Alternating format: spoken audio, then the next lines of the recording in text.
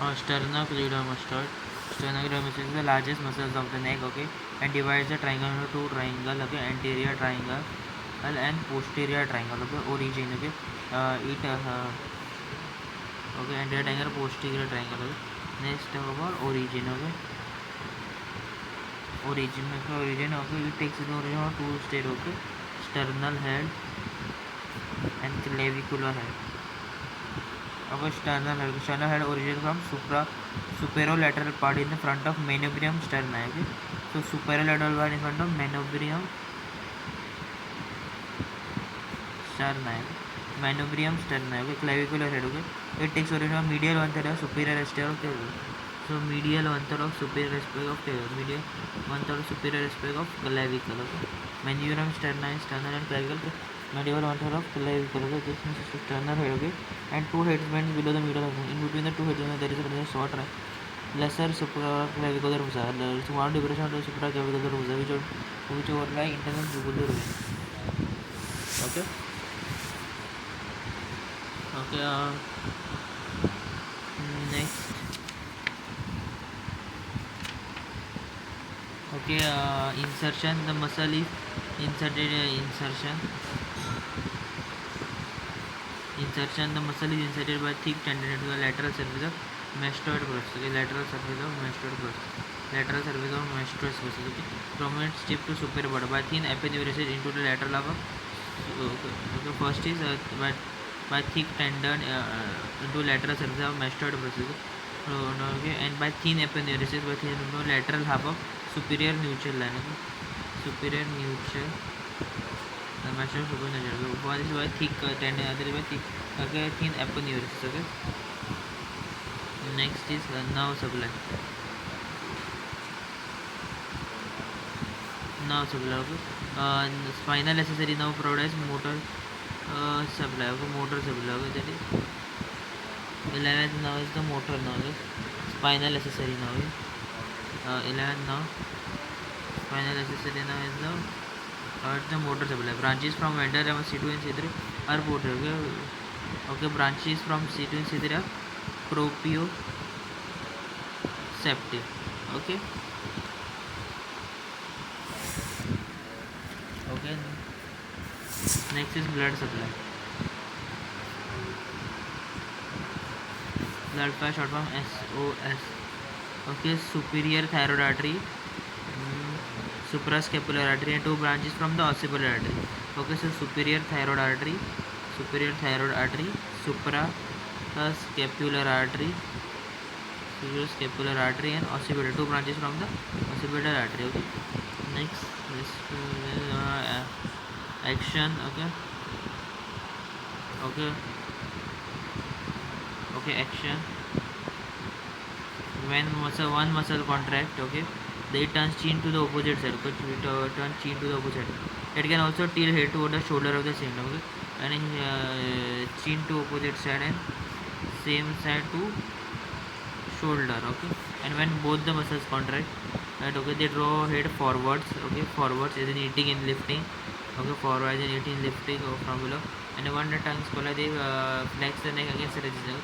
When the longest scoli, okay, when the longest scoli, they flex the neck against the resistance. It also helps in force inspiration. It also helps in force. Okay, with the longest scoli, they flex the neck against the resistance and also helps in force inspiration. Okay. Next is the relations.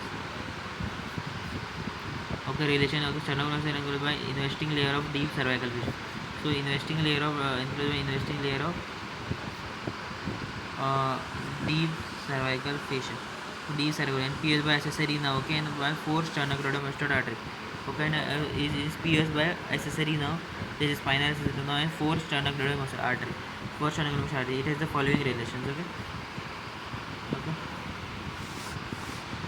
Superficial relation is by skin, superficial fascia, that is superficial lamina of cervical platysma, external jugular and superficial cervical lymph nodes lying along with great auricular, that is transverse anterior cutaneous, medial supraclavicular nerves, lesser occipital nerve.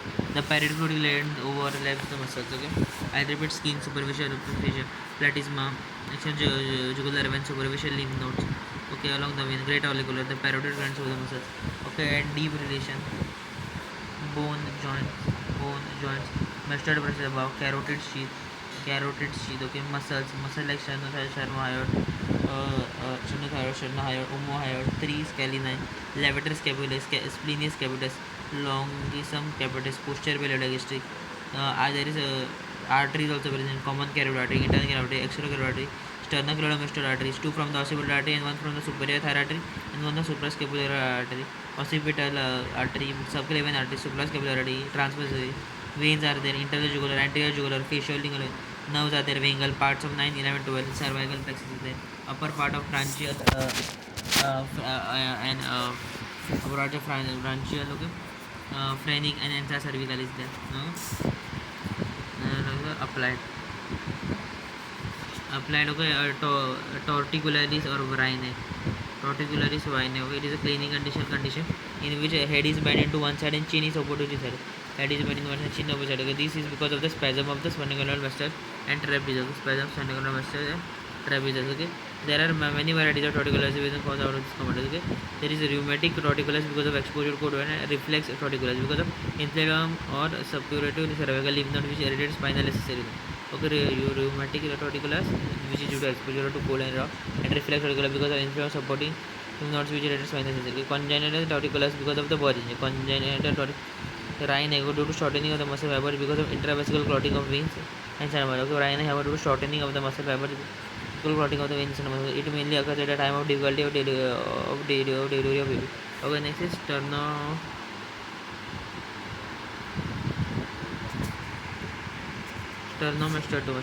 It is swelling in middle third of the sternum.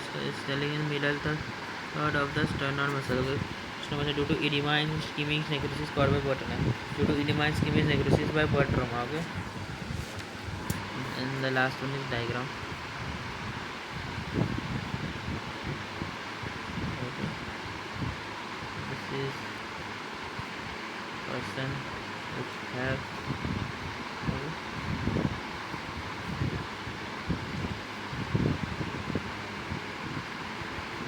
this is sternocleidomastoid muscle.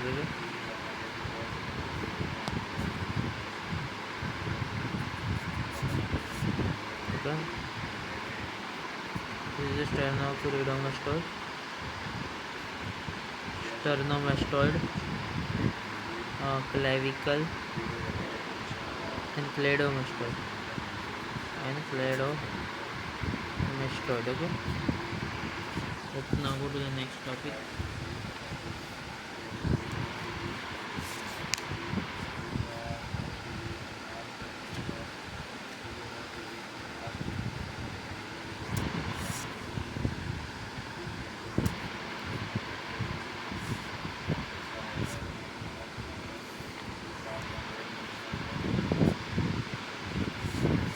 Okay, now let's talk about anterior cervicalis. We'll learn it through the diagram. First you have to draw this. Okay, then draw U3 down.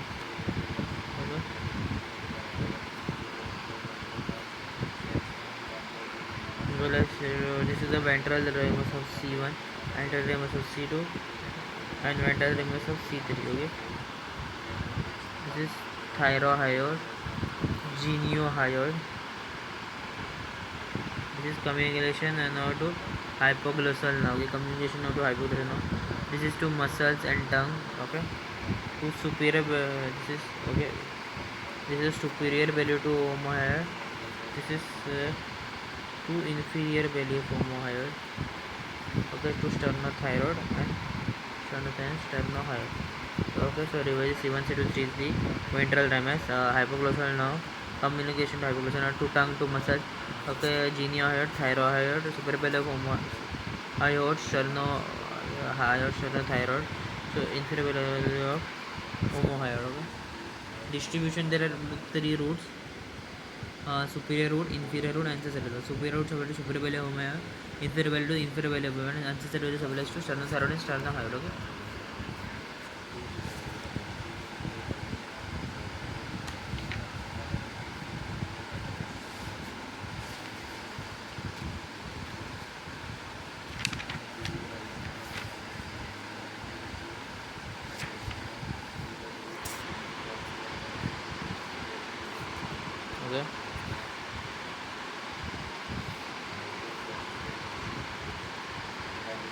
is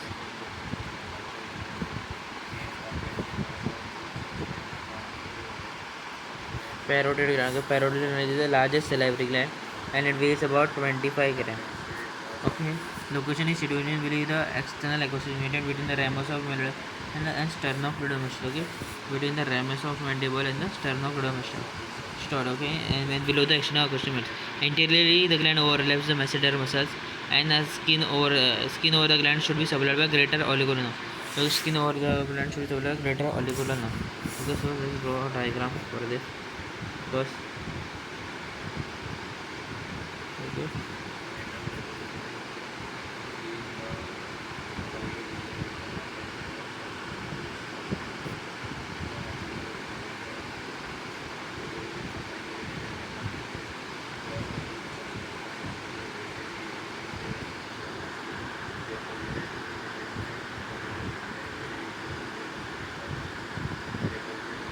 Okay, wait, I will draw the diagram.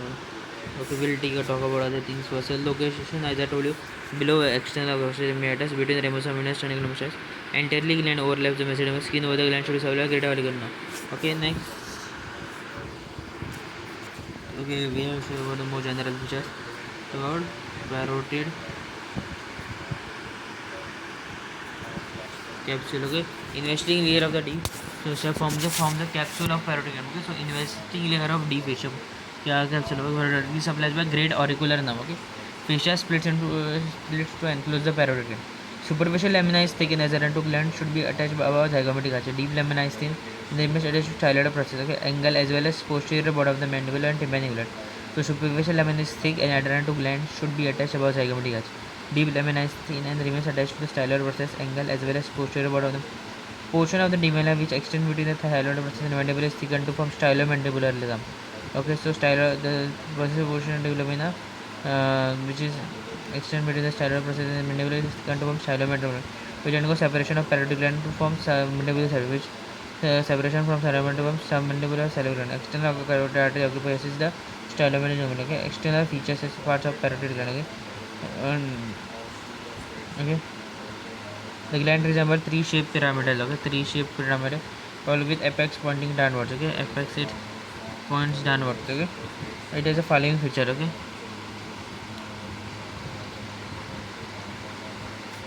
four surfaces are seen. Okay, superior, superficial, anteromedial, and posteromedial. Okay, three borders are seen: anterior, posterior, medial. Anterior, posterior, medial, or pharyngeal. Okay, relations. Okay, let's talk about relations. Okay, apex overlaps by the digastric muscle. Okay? Apex overlaps by the digastric muscles. Okay, and adjoining part of carotid. Okay? Cervical branch of facial nerve and two divisions of retromedial which most nearest to the apex. Okay? Cervical branch of and near to the apex.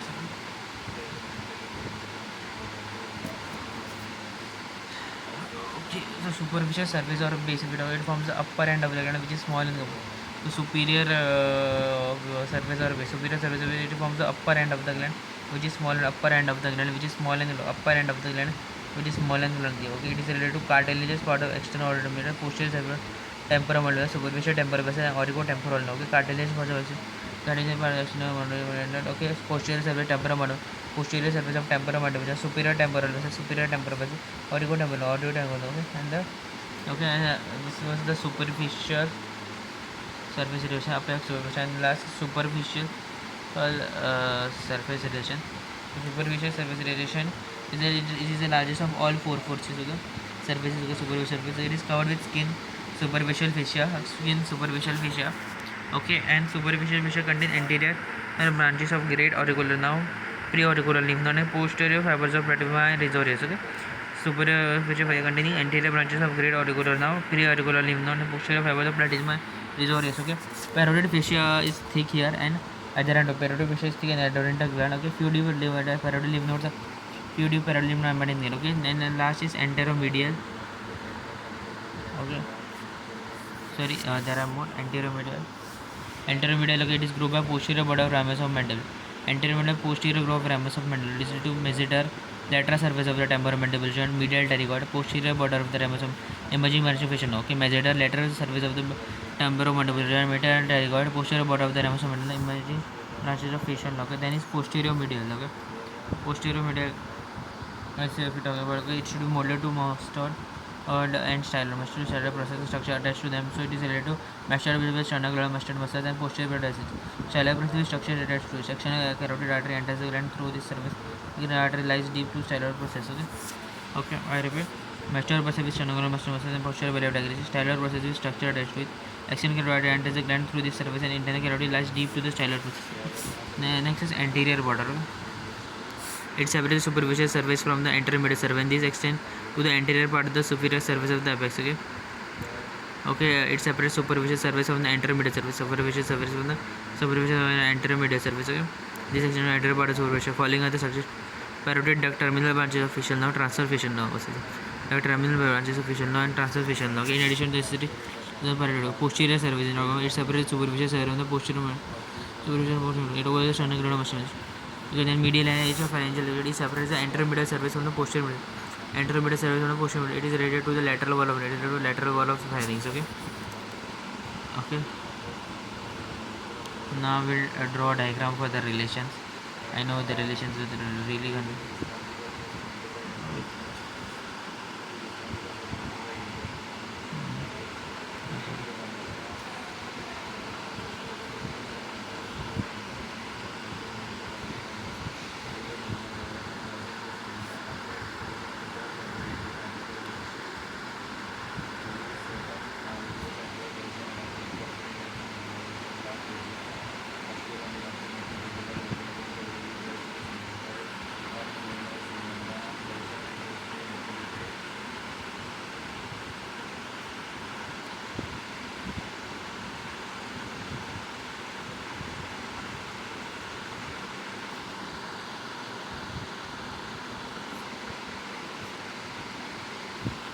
Okay, so this is the parotid lymph nodes. Okay, parotid lymph nodes. This is the outermost is the skin. Okay, then the superficial fascia. This is parotid lymph nodes. Okay, this is the there is here one retromandibular vein, and there is external carotid artery. Here we can see a ramus of mandible and major muscles, and this is pterygoid process of parotid. This is medial pterygoid muscles, and this process of pterygoid. Okay, here this is the internal carotid artery. Okay, and these three. Okay, and so this is the internal, and these three smaller together.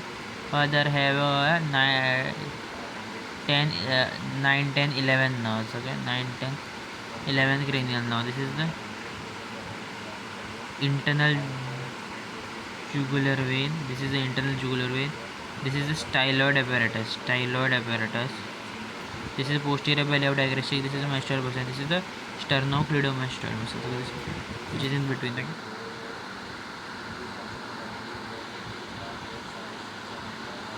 Okay, so what conclusion you can draw from this?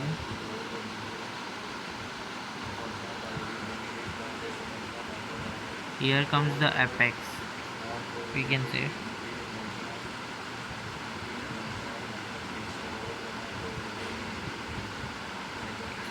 This is the superficial surface.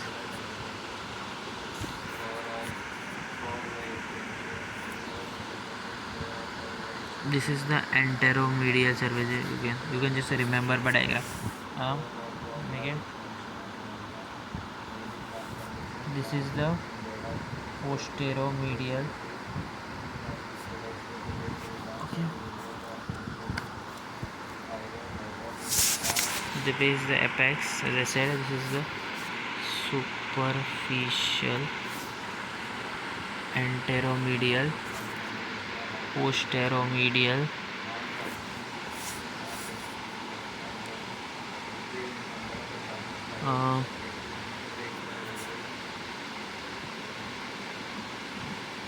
okay, this is some you can remember, and apex, posteromedial, anteromedial, okay.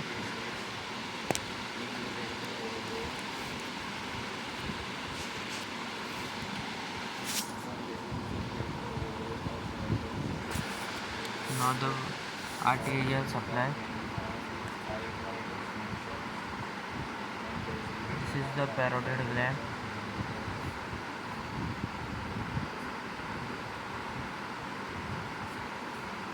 This is the arterial supply.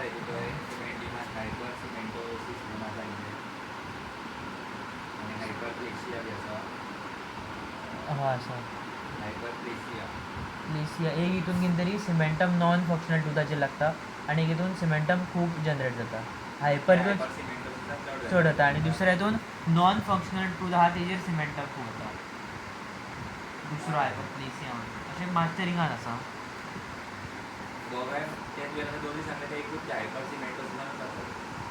ओ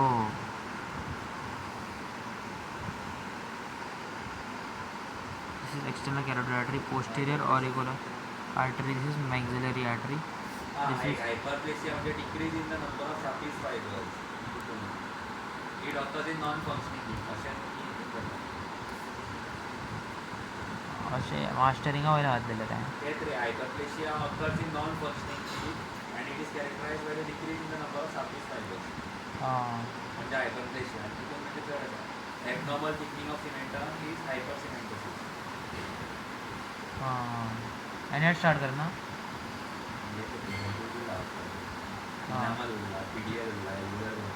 अरे बाप हाँ तर late ना हांवें start Kelo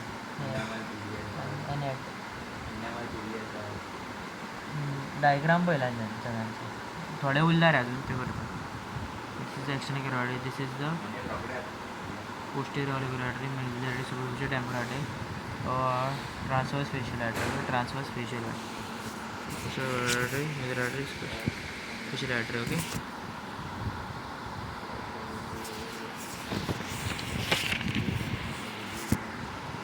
Okay. Now there is one more diagram.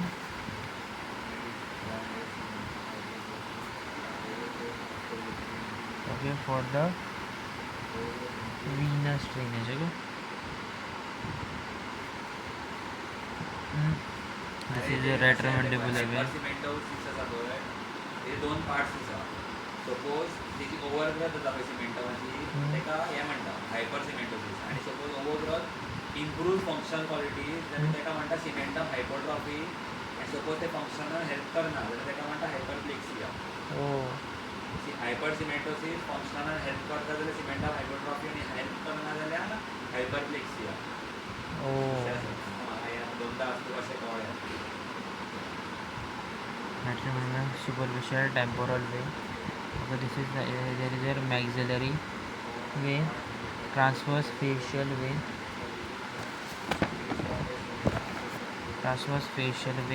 there is common facial vein, external jugular vein, posterior auricular vein, facial vein, common facial vein, maxillary vein, superficial temporal vein, retromandibular and transverse facial vein. Okay.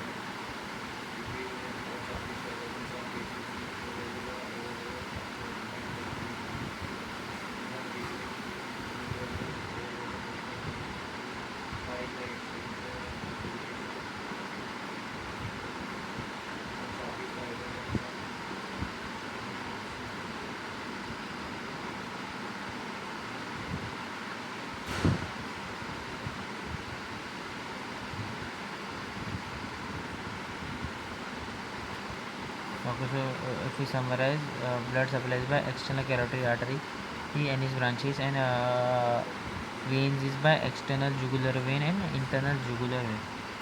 Okay, and lymph drainage is lymph nodes, and from there to upper deep cervical lymph nodes.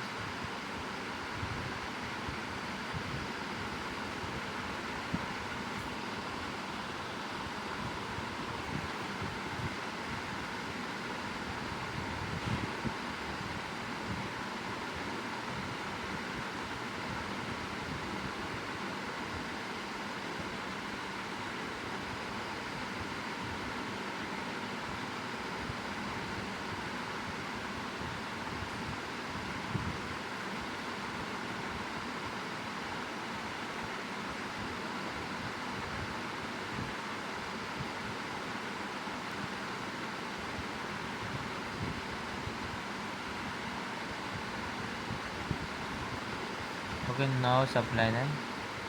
Nerve supply, motor nerve supply.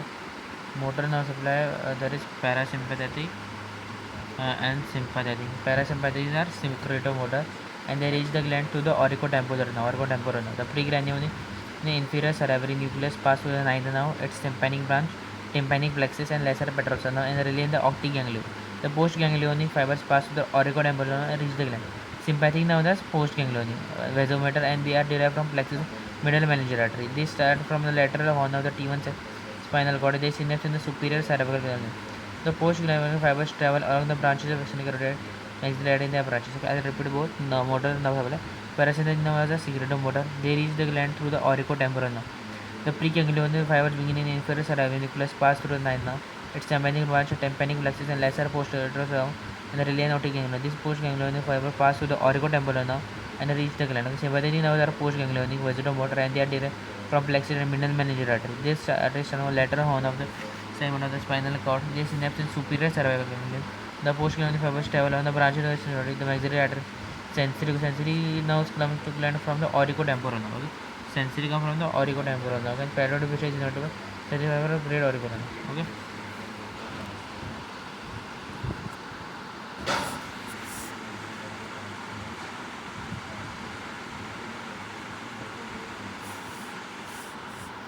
There is diagram for secretomotor.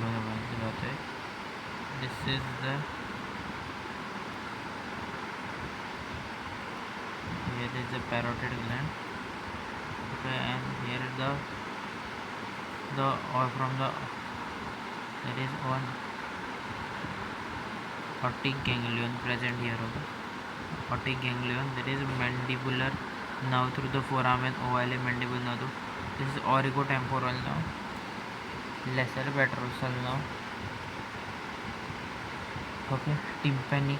This is the tympanic branch, and this is the glossopharyngeal. This is tympanic plexus. Here there is tympanic plexus. Okay, tympanic plexus. This tympanic branch is glossopharyngeal nerve.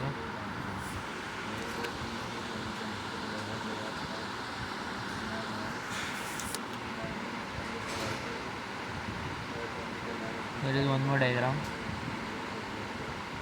This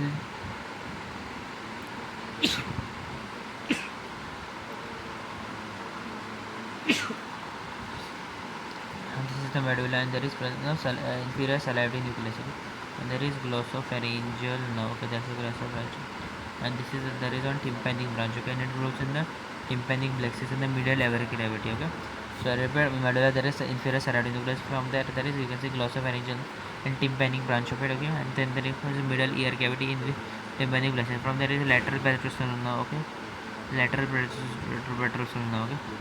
There is medullary nerve, okay, lesser petrosal nerve, medullary nerve. There is optic ganglion, okay, and there is auriculotemporal nerve.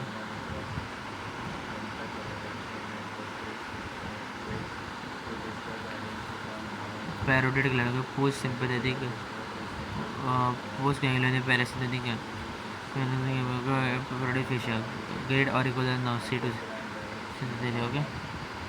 And there is postganglionic sympathy fiber which go to sympathetic, they change to T1, T2, okay. Sympathetic after from T1, T2, okay.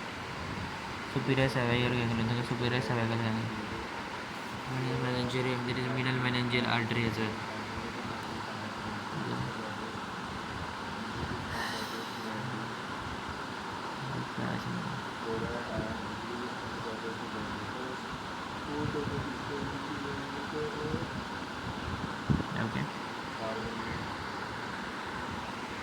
Then there is applied. Applied of the parotid swellings are very important due to underlying nature of parotid fascia. So there is parotid swelling, which are due to underlying nature of parotid fascia. Mumps is an infection. There is parotid swelling.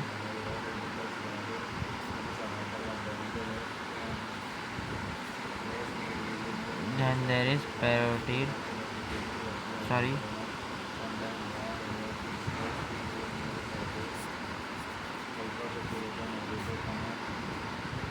That is mumps. Are infection disease caused by specific virus.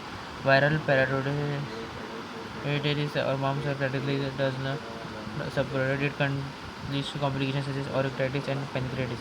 Then there is a parotid abyss. Is okay formed due to the suppression of the parotid lymph nodes draining in infected area. Parotid abyss is best drained by horizontal, making many holes known as Hilton's method. Okay?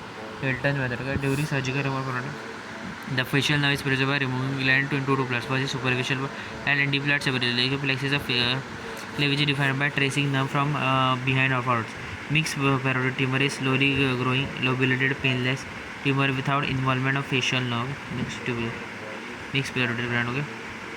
Meningeal changes of such tumor are indicated by pain, rapid growth, okay, fixity with hardness, involvement of facial cervical lymph nodes. This is formation of parotid calculi in the parotid of sensor.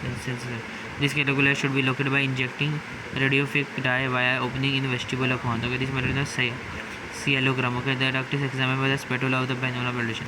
After parotidotomy, there can be aberrant regeneration of secretomotor fibers which join the great auricular nerve. Okay, a part of secretomotor joins the great auricular nerve. This leads to stimulation of sweat gland area distribution. This causes redness as well as setting in the area which is within the sinus center. When the person starts showing there is an increase in the sweating in the region which is supplied by the organomegaly syndrome. Okay.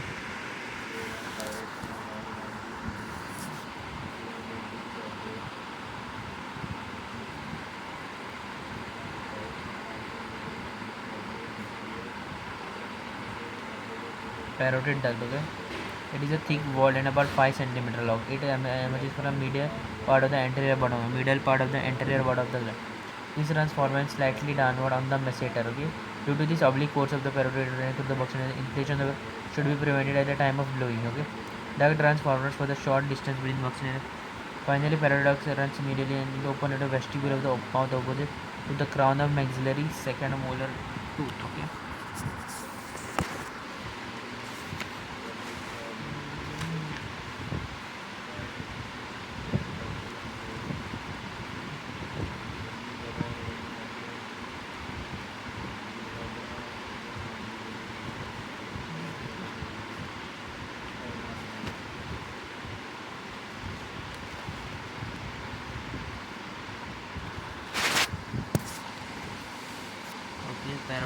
Parotid duct pierces the buccal number. Okay, it pierces the buccal and opposite to oral cavity on the inner side of the cheek, usually opposite to the pulsary second molar. Parotid papilla is a small elevation and marks the opening of the parotid duct on the inner surface of the cheek.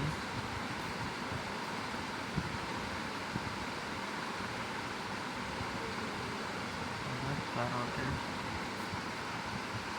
papilla. Okay, there is superficial elevation about accessory parotid gland, upper buccal branch of the facial nerve and transverse vagina, inferior lower buccal branch of facial nerve. Okay. At the anterior border of the buccal bed of buccal vagina buccal nerve. Because of the oblique course of the duct to the buccal, the duct runs forward short distance between the buccal and buccal.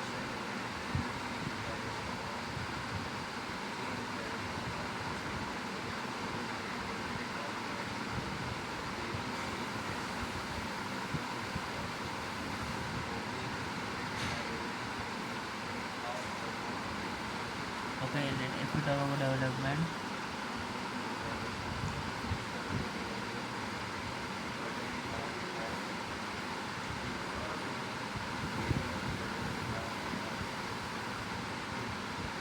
the groove which is converted into two.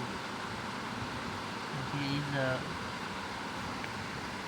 groove which is converted into tube. Okay, which loses connection with the epithelium of mouth except the ventral line and grows substance of change. The tube passes on a parotid artery assembly has got mesenchyme to form the gland. Okay, so first is local mesenchyme.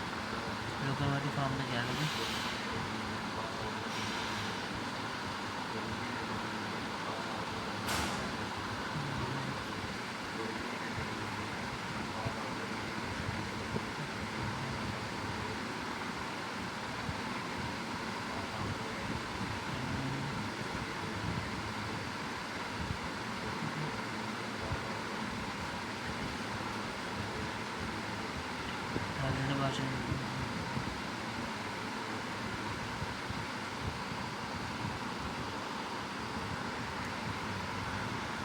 Thank you.